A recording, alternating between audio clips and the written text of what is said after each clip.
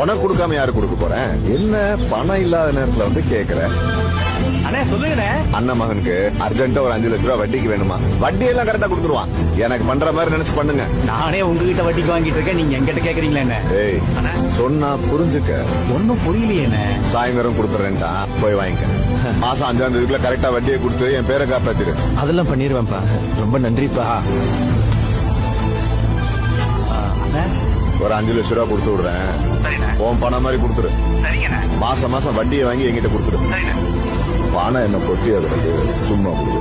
4 மணிக்கு பின்னாடி என்னை வீட்டுல பாத்திருக்கியா? இல்ல நைட்டு 12 மணிக்கு முன்னாடி தான் என்னை பாத்திருக்கியா? இல்ல ராசா, உனக்கு கடன் கொடுத்த அன்னைக்கு தாண்டா கடைசியா பார்த்தது. ஆமா, 4 மாசத்துக்கு முன்னாடி எனக்கு 4000 ரூபாய் கொடுக்கும்போது எத்தனை கிலோ இருந்த? 90 கிலோ இருந்தேன். இப்ப எத்தனை கிலோ இருக்க? 50 கிலோடா. 90 கிலோல இருந்து 50 கிலோ ஆயிட்ட. ஆக மொத்தம் 4 மாசமா நீ என்ன விரட்டல 40 கிலோ கொழுப்பு குறைஞ்சிருக்கு.